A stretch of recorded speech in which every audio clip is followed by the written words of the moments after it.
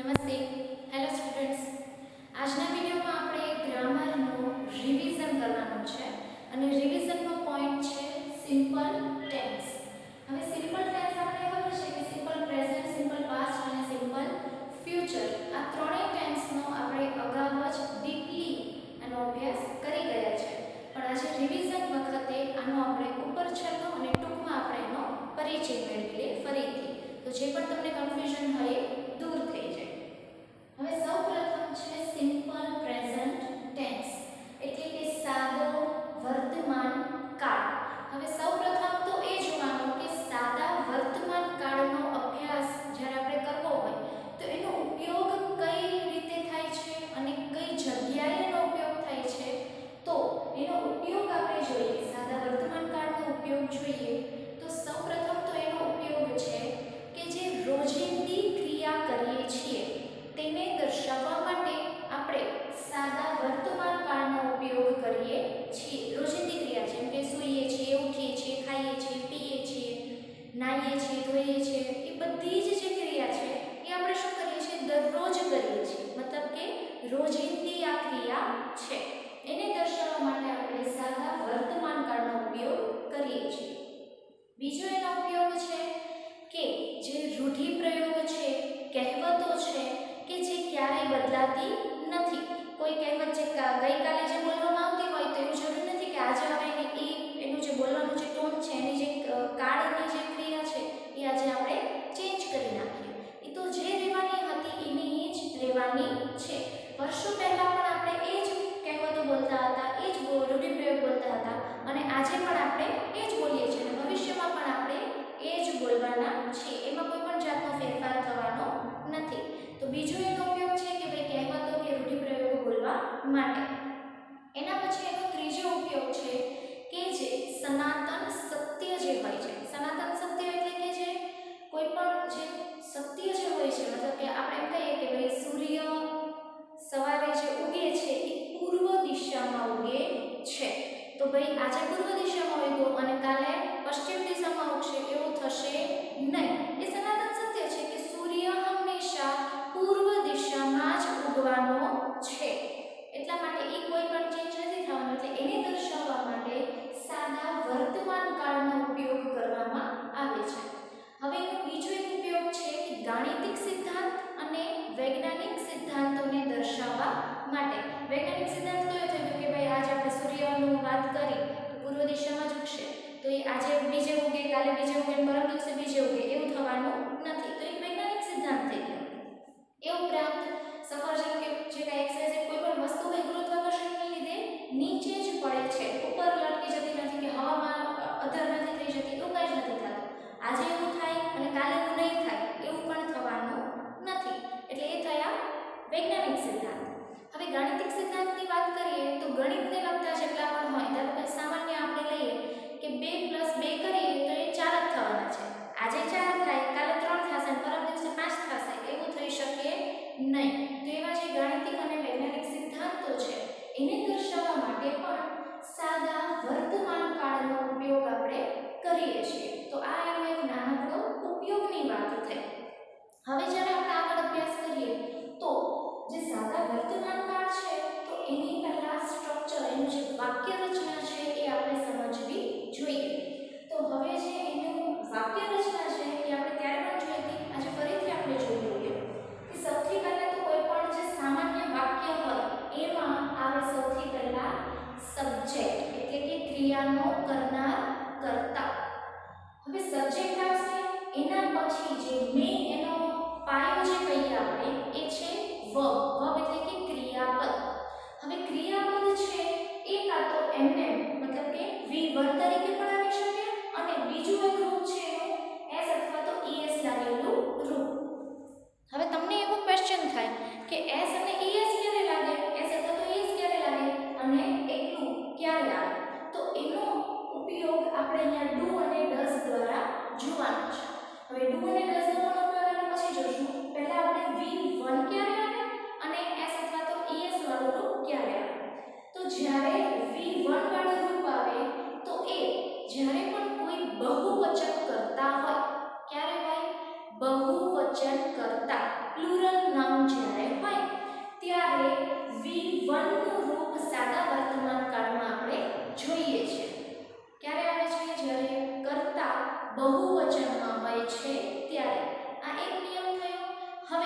જ્યારે આઈ હોય છે મતલબ કે હું, આપણે એકવચન પોતાના વિશે જ્યારે વાત કરતા હોઈએ છીએ ત્યારે પણ V1 વાળું જો મતલબ કે સાદું રૂપ જ સાદું જ પોતે ક્રિયાપદ આવશે, એમાં કોઈ પણ જાતનો s es કે V2 કે ing કોઈ પણ જાતનું લાગશે નહીં, ત્યારે આપણે V1 નો ઉપયોગ કરીએ છીએ.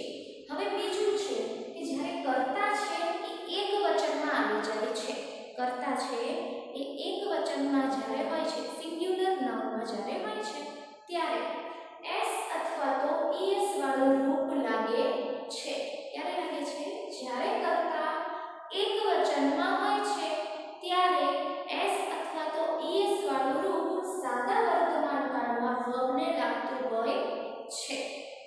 આ થયું આપણું અફર્મેટિવ સેન્ટેન્સ કરવા માટે જે આપણે સાદું વાક્ય જે બનાવતા હોઈએ છીએ ત્યારે. હવે આ આટલું થઈ ગયું કે વર્બમાં કઈ રીતે ચેન્જીસ આવી શકે છે. એના પછી છે ઓબ્જેક્ટ કે જે આપણે વસ્તુ માટેની જે વાત કરીએ છીએ તે, અને એના પછી કોઈ પણ અધર વર્ડ્સ હોય તો આવે, ન હોય તો ન આવે. હવે આ થયું અફર્મેટિવ સેન્ટેન્સ માટેની રચના. હવે આવી જ રચના છે પણ જ્યારે આપણે નોટ વાળું વાક્ય કે ક્વેશ્ચન આપણે વાક્ય બનાવવું હોય સાદા વર્તમાન કાળમાં ત્યારે આપણને સહાયક ક્રિયાપદ જેને આપણે ઇંગ્લિશમાં હેલ્પિંગ વર્બ કહીએ છીએ એની આપણને જરૂર પડે છે. તો હવે હેલ્પિંગ વર્બ જ્યારે આવી જાય છે તો આનામાં પણ ચેન્જીસ થાય છે, વર્બમાં પણ ચેન્જીસ થાય છે. તો હેલ્પિંગ વર્બ માટે સાદા વર્તમાન કાળમાં કેનો ઉપયોગ થાય છે? ડુ અથવા તો ડઝ નો ઉપયોગ થાય છે. હવે જેમ આપણે અહીંયા V1 અને s અથવા તો es વાળાની વાત કરી હતી કે ક્યાં s અને es લાગે અને ક્યાં V1 and એટલું લાગુ પડે, એવી જ રીતે ડુ અને ડઝ માં પણ છે. હવે અહીંયા આપણે જોઈએ કે ડુ અને ડઝ નો ઉપયોગ ક્યારે કરવામાં આવે છે? તો જ્યારે પણ એકવચન હોય ત્યારે હંમેશા ડઝ નો ઉપયોગ કરવામાં આવે છે. સાદા વર્તમાન કાળ માટે હેલ્પિંગ વર્બ માટે એકવચનમાં ડઝ નો ઉપયોગ કરવામાં આવે છે. કેની તરીકે? હેલ્પિંગ વર્બ તરીકે એકવચનમાં ડઝ નો ઉપયોગ કરવામાં આવે છે. તો હવે ડુ નો ઉપયોગ ક્યારે કરવામાં આવે છે? તો ડુ નો ઉપયોગ થાય છે જ્યારે કરતા બહુવચન હોય છે ત્યારે આપણે ડુ નો ઉપયોગ હેલ્પિંગ વર્બ તરીકે કરીએ છીએ. હવે આમાં એક અપવાદરૂપ એવું છે કે આઈ નો જ્યારે આપણે ઉપયોગ કરીએ છીએ, કોણ છે આઈ? કેવું છે? એકવચન છે કે બહુવચન? યસ, આઈ છે ઈ એકવચન છે, છતાં પણ આઈની સાથે હંમેશા ડુ નો જ ઉપયોગ થશે. આઈની સાથે હંમેશા સાદા વર્તમાન કાળમાં ડુ નો જ ઉપયોગ થશે. આ એક અપવાદરૂપ છે, જેના નિયમ લાગુ ન પડતો હોય એવું એને અપવાદરૂપ કહેવાય. હવે એકવચનમાં ડઝ લાગે છે, બહુવચનમાં ડુ લાગે છે અને અપવાદરૂપ આ એકવચન હોવા છતાં એને સહાયક ક્રિયાપદ તરીકે ડુ લાગે છે. હવે આમાં જ્યારે ડઝમાં જ્યારે આપણે નકારાત્મક વાક્ય બનાવતા હોય તો આની પાછળ આપણે નોટ લગાવી દઈએ છીએ. ડઝ નોટ જ્યારે એકવચન હોય કરતા ત્યારે ડઝ નોટ નો ઉપયોગ થાય છે, અને જ્યારે બહુવચન કરતા હોય છે ત્યારે ડુ અને જો નોટ વાળું આપણે નકારાત્મક જો આપણે વાક્ય બનાવવું હોય તો ડુ ની સાથે નોટ નો ઉપયોગ થાય છે. મતલબ કે જ્યારે નોટ આપણે મૂકવું હોય તો ફરજિયાત આપણી પાસે કોઈ પણ હેલ્પિંગ વર્બ હોવું જરૂરી છે. એમને તમે મૂકી શકો નહીં કે આપણે નોટ એમને મૂકી દઈએ તો ચાલી જાય એવું જરૂરી નથી. નોટ મૂકવા માટે હંમેશા આપણને એક સહાયક ક્રિયાપદની જરૂર પડે છે.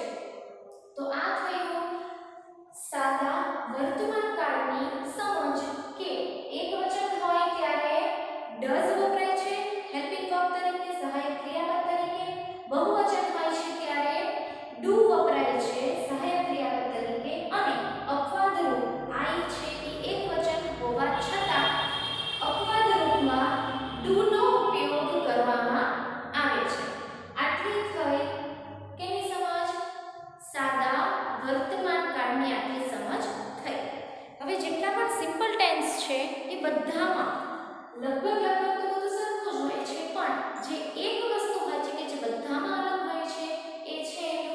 વર્બ. તમે બધી જગ્યાએ વર્બ જોઈ શકો છો કે અલગ અલગ આવેલા છે. એટલા માટે જ આપણે વર્બ છે એ સારી રીતે સમજવા પડે.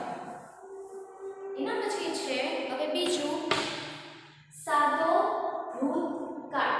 હવે સાદો ભૂતકાળ તો એનો આપણે સાવ સામાન્ય ભાષા કરીએ તો જે સમય વીતી ગયો છે, જે સમય વીતી ગયો છે તેને દર્શાવવા માટે સાદા ભૂતકાળનો ઉપયોગ કરવામાં આવ્યો છે. હવે જે પણ આપણે ક્રિયા કરી ચૂક્યા છે તેને દર્શાવવા માટે આપણે સાદા ભૂતકાળનો ઉપયોગ કરીએ છીએ. જેમ કે રમ્યું, ખાધું, પીધું, સૂતા, બેઠા, હસ્યા, બોલ્યા, રમ્યા, એ બધી જે વસ્તુ છે એ કેવું થઈ ગયું? ભૂતકાળ. મતલબ કે એ વસ્તુ, એ ક્રિયા મેં ભૂતકાળમાં વીતેલા સમયમાં એ ક્રિયા મારી થઈ ગયેલી છે. અત્યારે એ ક્રિયા ચાલુ છે નહીં. હવે એવા જે ક્રિયાને દર્શાવવામાં જે આવે છે એના માટે અલગથી વાક્ય રચના હોય છે અને અલગથી મેઇન તો શું હોય છે જે આપણે વાત કરી વર્બ. એના માટે અલગથી જ વર્બ વાપરવામાં આવે છે. હવે એના માટે જોઈએ કે સિમ્પલ પાસ્ટ ટેન્સ સાદા ભૂતકાળમાં કઈ રીતે રચના હોય છે. તો સૌપ્રથમ તો જે આમાં આવે છે એ સૌથી પહેલા આવશે દરેકમાં. કોણ આવે છે દરેકમાં? યસ, સબ્જેક્ટ એટલે કે ક્રિયાનો કરનાર કર્તા. કર્તા સૌથી પહેલા આવશે. હવે જે મેઇન જે છે એ મેઇન કોણ છે આમાં? વર્બ. એટલે ભૂતકાળ છે તો આમાં પણ V2 નું રૂપ આવશે. એટલે કે ભૂતકાળનું રૂપ. ભૂતકાળનું રૂપ આપણે અહીંયા લેશું. હવે એના માટે આપણે V2 લખીએ છીએ. અહીંયા જેમ આપણે V લખીએ છીએ મતલબ કે સાદું પોતે રૂપ અને કાં તો એને કોણ લાગી શકે છે એસ અથવા તો es. એમ આપણે અહીંયા જે વર્બ લેશું એ કેટલા નંબરનો વર્બ લેશું? આપણે બીજા નંબરનો ક્રિયાપદનો આપણે અહીંયા ઉપયોગ કરીશું. હવે સબ્જેક્ટ એટલે કે કર્તા, એના પછી આવશે V2 એટલે કે ભૂતકાળનું રૂપ, ક્રિયાપદનું ભૂતકાળનું રૂપ. એના પછી ઓબ્જેક્ટ અને એના પછી અધર વર્ડ્સ હોય તો પણ ચાલે અને ન હોય તો પણ ચાલે. હવે જે V2 નું રૂપ છે એ તો અહીંયા એકવચન સિંગ્યુલર હોય કે બહુવચન છે પ્લુરલ નામ આપણે કહીએ એ હોય, એ બંને માટે V2 નું રૂપ છે એ સમાન જ આવશે. જેમ આપણે અહીંયા જોયું કે ભાઈ એકવચન હોય તો આવું ડુ લાગે કે ડઝ લાગે કે આ થાય કે તે થાય એ આપણે જોઈએ. કાં તો એકવચન હોય તો એમાં એસ કે એસ લાગે અને જો બહુવચન હોય તો એકલું V1 નું જ રૂપ આવે. એવું જે અલગ અલગ હતું એવું સાદા ભૂતકાળમાં અલગ અલગ છે નહીં.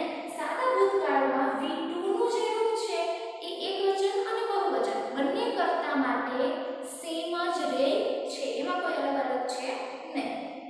હવે જેમ આપણે નોટ વાળું કે આપણે પ્રશ્નાર્થ વાક્ય બનાવવું હોય સાદા ભૂતકાળની વાત કરીએ તો એમાં હેલ્પિંગ વર્બ તરીકે આપણે કોનો ઉપયોગ કરવાનો છે? did નો. જેમ આપણે અહીંયા હેલ્પિંગ વર્બ માટે do અને does નો ઉપયોગ કરેલો હતો એમ સાદા ભૂતકાળ માટે આપણે સહાયક ક્રિયાપદ તરીકે હેલ્પિંગ વર્બ તરીકે did નો ઉપયોગ આપણે કરવાનો છે.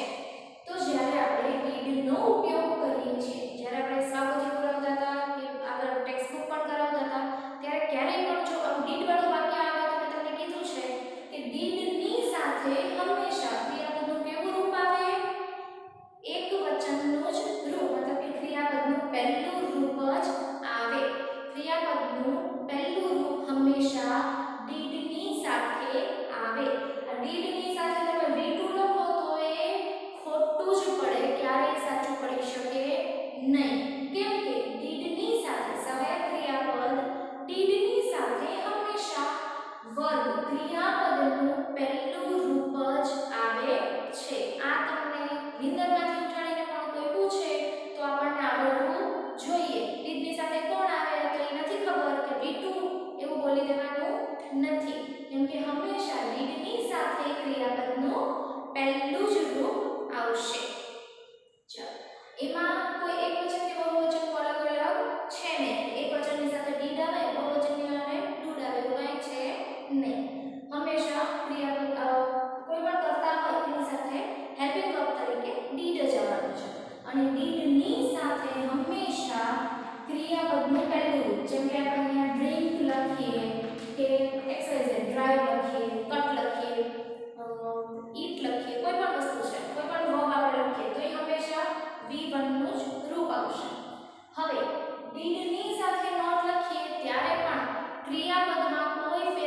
પડી જતો નથી, કેમ કે આગળ કોણ આપેલું છે?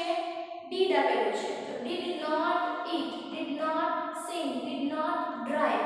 એવી રીતે હંમેશા ક્રિયાપદનું પહેલું રૂપ જ આવશે, એમાં કોઈ જાતનો ચેન્જ થઈ જશે નહીં. હાલો નોટ આવ્યું છે તો પાછું આપણે V2 લઈ આવીએ, એવું કંઈ જ થવાનું નથી. did ની સાથે હંમેશા ક્રિયાપદનું પહેલું રૂપ જ આવશે. આ થઈ સાદા ભૂતકાળની રચનાની વાત. અને ક્યાં એનો ઉપયોગ કરીએ છીએ આપણે? કે જે ક્રિયા આપણે ભૂતકાળમાં પૂરી કરી લીધી છે એનો ઉપયોગ કરવા માટે, એને દર્શાવવા માટે આપણે સાદા ભૂતકાળનો ઉપયોગ કરીએ છીએ. હવે ત્રીજા નંબરે આવે છે સાદો ભવિષ્યકાળ, સિમ્પલ ફ્યુચર ટેન્સ. સાદો ભવિષ્યકાળ કોઈ પણ ક્રિયા છે જે આપણે ભવિષ્યમાં આવનારા સમયમાં આપણે કરવાની છે, એવા ક્રિયાની જ્યારે આપણે વાત કરતા હોઈએ એને દર્શાવવા માટે આપણે સિમ્પલ ફ્યુચર ટેન્સ એટલે કે સાદો ભવિષ્યકાળ એનો આપણે ઉપયોગ કરીએ છીએ. હવે એનું કોઈ પણ આપણે સિમ્પલ એનું ઉદાહરણ લખીએ તો એનું થાય રમીશ, જમીશ, ખાઈશ, પીશ, જઈશ, આવીશ, નાચીશ, ગાઈશ. એ જેટલી પણ વાળી જે શબ્દો આવે છે એ આપણને બતાવે છે કે સાદા ભવિષ્યકાળની રચના તમને બતાવે છે કે ભાઈ આવું કામ હું કરીશ, એના દર્શાવવા માટે આપણે સાદા ભવિષ્યકાળનો ઉપયોગ કરીએ છીએ. હવે સાદા ભવિષ્યકાળની રચના કઈ રીતે છે, એમાં વર્બ કઈ રીતે વપરાય છે અને એમાં હેલ્પિંગ વર્બ કઈ રીતે વપરાય છે એની આપણે અહીંયા જોવાનું છે. હવે સૌપ્રથમ તો કોણ આવશે બધામાં? ક્રિયાનો કરનાર કર્તા. એના પછી તમે અહીંયા જોઈ શકો છો કે તમને પહેલેથી will અને shall આપી દીધેલું છે. આનું ખાસ એક ધ્યાન રાખવાનું છે કે will અને shall ક્યાં આવે છે. will અને shall નો આપણે અભ્યાસ કરીએ તો will છે એ બધા માટે વપરાય છે. બધા મતલબ જેટલા પણ કર્તા હોય છે, પછી એક વચન હોય કે બહુવચન હોય, એ બધા માટે will તો વપરાય જ છે. હવે તમને એવું થાય તો પછી shall ને શું કામ રાખ્યો છે? આપણે ખાલી જોવા માટે? નહીં, shall ને ખાલી જોવા માટે રાખેલો નથી, પણ shall નો ઉપયોગ બાય ચાન્સ ક્યારેક તમને મન થાય તો ક્યાં કરવાનો છે? I અને we. હજી રિપીટ કરું છું, shall નો ઉપયોગ I અને we એ બંને માટે જ ખાલી shall નો ઉપયોગ થઈ શકે છે. બાકી બધા માટે અહીંયા બધા લખેલું છે તો આ બંનેનો સમાવેશ પણ અહીંયા ઉપર જ થઈ જાય છે. will ની સાથે એટલે કે I અને we ની સાથે તમે will ક્રિયાપદ હેલ્પિંગ વર્બનો તમે ઉપયોગ કરી શકો છો. પણ અહીંયા કોઈ પણ આપણે લખ્યું હોય કે he, she, it, they, you, એ કોઈની પણ સાથે તમે shall નો ઉપયોગ કરી શકતા નથી. આટલું તમારે ખાસ ધ્યાન રાખવાનું છે. ખાલી shall એટલું જ યાદ રાખવાનું કે shall જ્યારે વાપરવું હોય તો સામે કોણ હોવું જોઈએ? I અથવા તો we માંથી કોઈ બેમાંથી પણ એક જણ સામે હોવું જોઈએ, તો જ તમે shall નો ઉપયોગ કરી શકો છો. આ તમને ખાલી માહિતી માટે હતું. હવે જો તમારે આ યાદ ન જ રાખવું હોય કે ભાઈ shall તો મને યાદ રહેતું જ નથી, તો કંઈ જ વાંધો નથી. આપણે ખાલી will ને જ યાદ રાખવાનું છે, કેમ કે બધી જગ્યાએ will તો વપરાય જ છે. ઇવન I અને we ની સાથે પણ will વપરાય છે. એટલે તમારે shall તમને જો યાદ ન જ રહેતું હોય તો તમારે I અને we ને ક્યાં ટ્રાન્સફર કરી દેવાનું છે? will ની બાજુમાં. જે બધા લખ્યા છે, બધા કરતા જે લખ્યું છે ત્યાં જ તમારે I અને we ને પણ ટ્રાન્સફર કરી દેવાનું છે. હવે અહીંયા જ્યારે વાત કરીએ તો સૌથી પહેલા આવશે સબ્જેક્ટ, જે કરતા છે તે. હવે સબ્જેક્ટની સાથે will અથવા તો shall જે આપણે વાત કરી એ રીતે I અથવા we હશે તો તમે shall લખી શકશો. બાકી બધાને તો will ની સાથે જ લખવાનું છે. Subject plus will or shall plus હવે will અને shall ની સાથે અહીંયાથી તમને પહેલેથી જ સહાયક ક્રિયાપદ આપી દીધેલો છે. જેમ આપણે આના અહીંયા જોયું કે અહીંયા તો કોઈ પણ જાતનો સહાયક ક્રિયાપદ નહોતો. ક્યારે આવ્યો? જ્યારે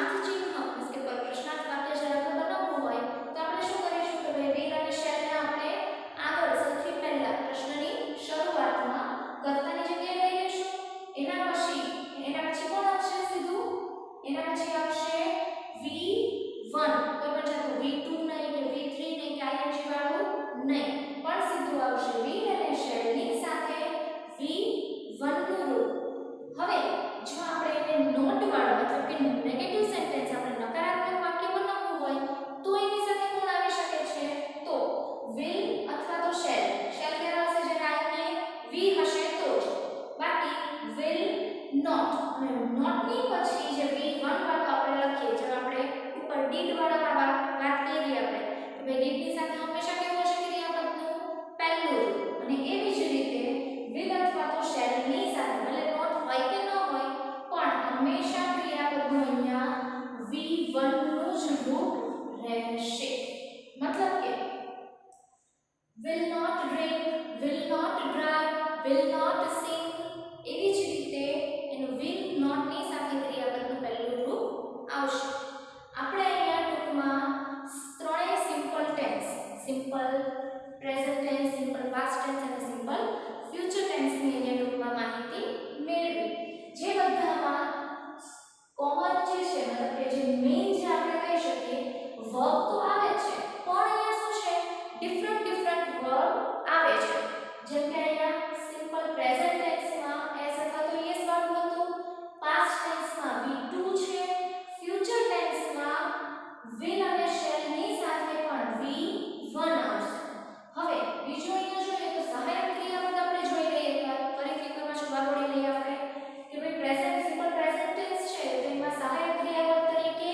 do અથવા તો does આવશે અને એની સાથે હંમેશા ક્રિયાપદનું પહેલું રૂપ હવે પાસ્ટ ટેન્સ ની જ્યારે સિમ્પલ પાસ્ટ ટેન્સ ની વાત કરીએ તો એના માટે સહાયક ક્રિયાપદ તરીકે આવશે did માટે હંમેશા ક્રિયાપદ પાછું સાથે કયું આવશે v1 અને લાસ્ટમાં જ્યારે સિમ્પલ ફ્યુચર ટેન્સ ની આપણે વાત કરીશું તો એમાં તો અગાઉથી જ પહેલેથી અફર્મેટિવ સેન્ટેન્સ ની સાથે જ આપણને will અને shall આપી દીધેલું હોય છે અને will અને shall ની સાથે નોટ હોય કે ન હોય will અને shall ની સાથે હંમેશા સિમ્પલ ફ્યુચર ટેન્સમાં v1 એટલે કે ક્રિયાપદનું પહેલું રૂપ જ વાપરવામાં આવે છે તો આટલું તમે જો યાદ રાખી લેશો એટલે તમને સિમ્પલ ત્રણેય tense simple future simple past simple present એ ત્રણેય ટેન્સ યાદ રાખવામાં તમને કોઈ પણ જાતની મુશ્કેલી પડશે નહીં માત્ર થોડું છે એક વર્બ યાદ રાખવાનું અને એક સહાયક